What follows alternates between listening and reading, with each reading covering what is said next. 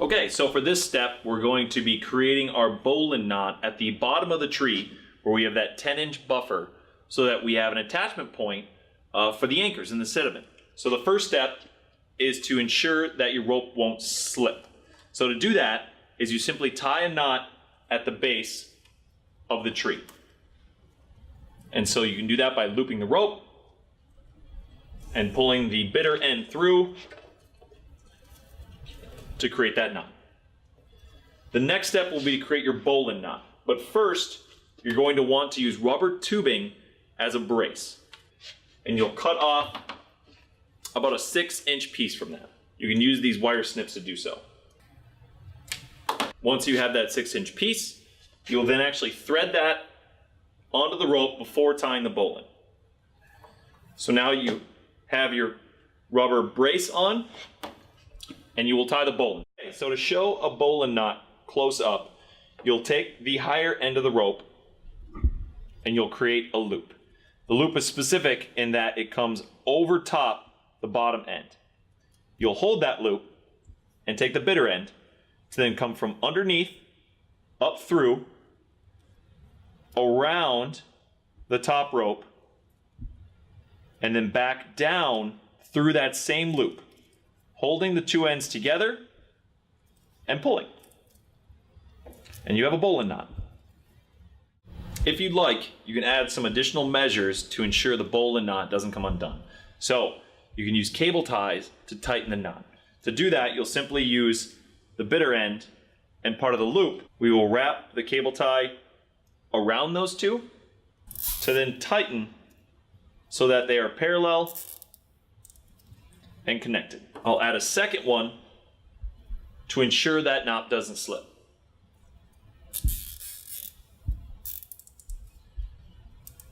Once you've pulled it tight, you can again use these snips to cut off the tail. So you have your bolin knot. It's time to go to the top of the tree and add the buoys. So the first thing will be to add that knot at the top of the stem, much like we did in the bottom. So you pull the rope tight to make sure that it's flush. You'll loop and you'll thread the line through to create that initial knot. That makes sure that the rope doesn't slide up and down while it's underwater. Next, you will thread on the buoys. We use simple styrofoam buoys, but really anything will suffice as long as it helps buoy the tree up so it's vertical. You'll string one through, let it slide down. You'll then tie a knot at the top of that buoy to make sure it doesn't slide around. You'll then grab the second buoy. You'll make another loop at the top. And then once you do that, we will actually tie a bolin at the top of the tree so that later down the road, if you need to add additional buoys, you have a nice knot or loop waiting for you. So as a reminder, to do the bolin, you create a loop with a thread on top. You go through the bottom, around, back down. You pull it tight. And then if you'd like, you can add a zip tie around there to secure it in place. So now we have the knot at the top with a buoy, a knot between the two, another buoy, a knot above that to secure it in place so it can't slide up or down, and then a bolin at the top for future buoys.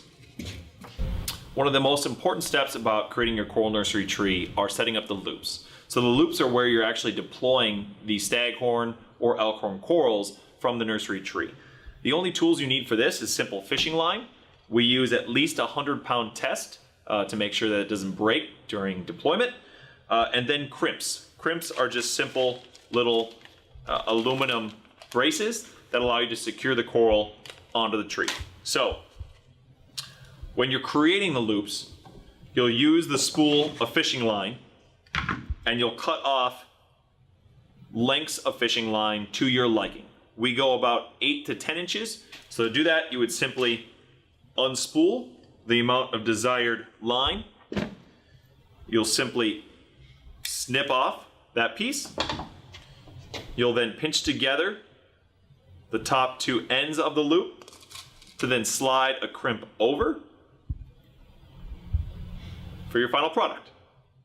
A useful tip is to try and create a device that allows you to make multiple loops at the same time, because it becomes tedious to do one single loop per time.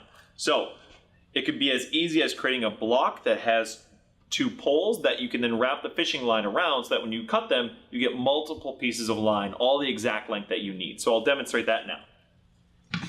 The first step, once you have your pegs in place, will be to unfurl as much of the fishing line as you desire.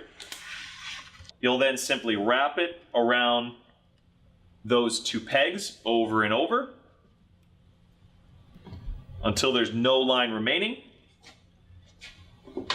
And the last step being to take your snips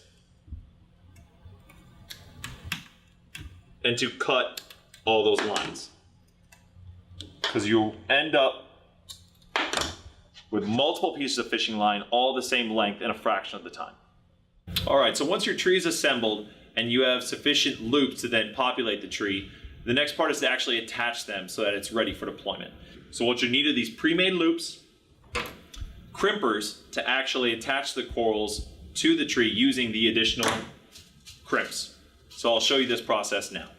So to attach the loop to the tree, you'll first take your loop and you'll thread one piece of the line through the eyelet to the other side. You'll see it rest there.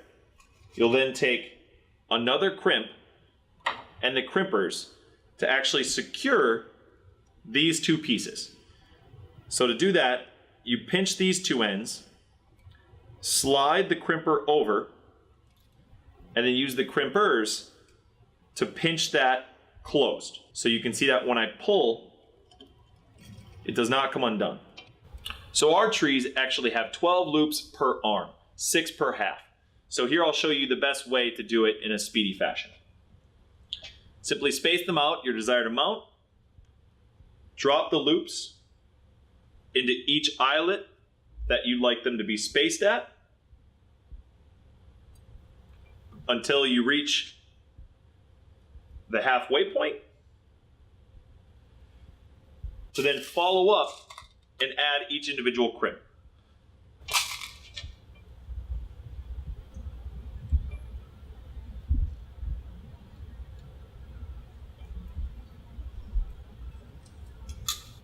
So here we have our completed tree, equipped with our bolin knot at the bottom for anchoring, our 10 arms and 120 loops for holding your corals, and 2 buoys at the top for orienting up.